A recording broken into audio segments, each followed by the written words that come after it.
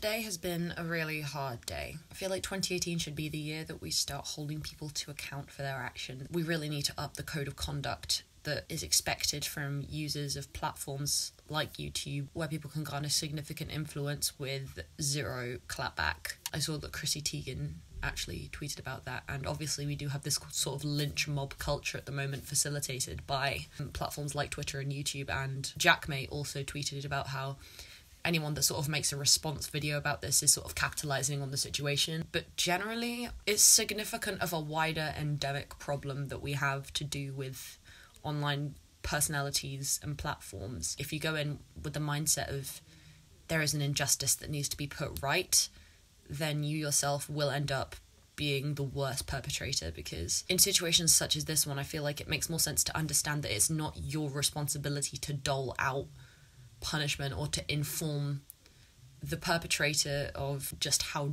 deeply sociopathic and offensive the act was, because the fact is that this kind of behaviour is currently able to go on underneath the current YouTube guidelines, and that is what needs to be reformed. It's our right as a community to stand together and take a stance on issues surrounding accountability online, and sort of outing people or like going after people isn't the right way to go about it. I think that call-out culture, it gives us a false sense of moral superiority. It's arguable whether or not Logan Paul's vlog it had malicious intent, which I genuinely don't think it did. I think it was a lack of self-awareness, a lack of understanding, and just a general thoughtlessness and narcissism which facilitated this kind of behaviour, which is what YouTube feeds off of and generates through its emphasis on viewer retention, emphasis on growth, emphasis on, branding yourself and merchandising yourself, commodifying yourself into a product that people will enjoy and repeatedly consume,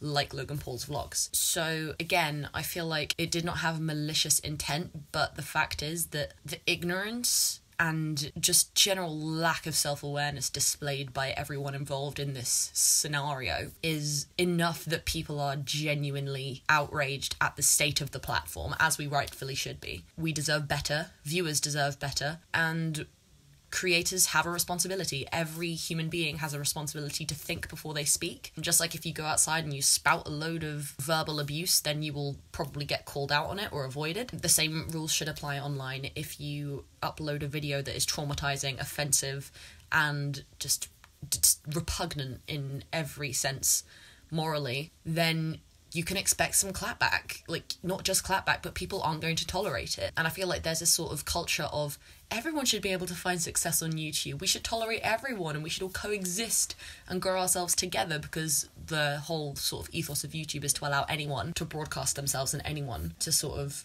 grow. That's sort of the whole essence of capitalism, really, that anyone can be great. But again, it doesn't really take into account the fact that we do need stricter guidelines, and we need to have a real sense of what YouTube is about and what YouTube should not support and what YouTube should not do. We all know what YouTube should do, but we are not very clear on what YouTube should not do. And at the moment, what has been happening in the past few months, like with Adpocalypse and stuff like that, the message YouTube is currently sending is that certain content is not monetizable, which is valid, but some of that content includes like LGBT content or content that people may find offensive because it doesn't align with their values, which is in itself a subjective issue. Although you could use human rights to cite, well, actually, it's not really that subjective. LGBT people have the same rights, or are supposed to have, and are entitled to the same rights as any other non-LGBT person, such as the right to make money off of their content without being censored. However, I feel like you can't really use that logic in this situation,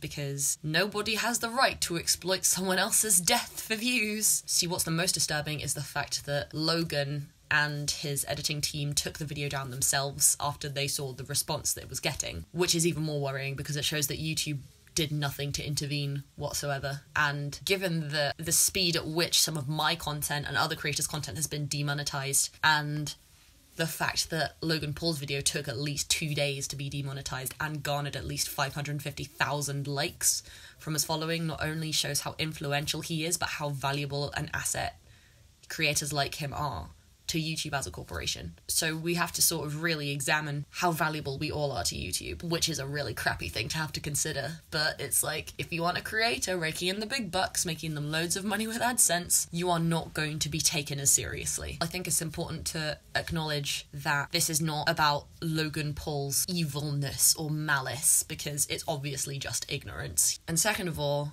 I feel like we shouldn't just save this for Logan Paul. Like, this is a real lesson in what isn't appropriate to be displayed online. How do we treat certain situations? I don't know who it was that said a part of vlogging is learning when to turn the camera off, but that is such a valuable sentiment. A lot of us are encouraged to document everything in our lives as though it's appropriate, but sometimes there are some things that you just can't, because the ramifications of your actions may include profiting off of someone else's misery, and you need a certain level of respect, of self-awareness and general perspective that I feel a lot of people are losing due to this whole advent of I must vlog every aspect of my life. And I'm interested to see what happens. I want to see how YouTube addresses this. If they try and villainize Logan Paul as some sort of evil demon, then that's clearly going to be the easiest way out. I feel like his ignorance is definitely to blame here, and the ignorance of his team, or the motivation, the greed, essentially. This entire situation is motivated by greed and by money, and I feel like that should be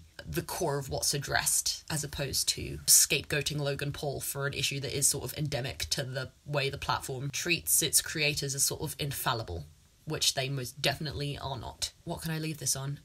If you need to take some time out, then I advise muting the words Logan Paul on Twitter, as I did today, because today was a day, and just be determined to do better. I think that this is definitely set a precedent for making 2018 the year that we really raise the bar with our expectations, and we can make 2018 a year to be proud of by pushing ourselves to really do good with our platforms. And I'm not just talking about social good, but I'm talking about just general common decency, which, believe it or not, is quite hard to find on the internet. So yeah, we should all just push ourselves to really be better.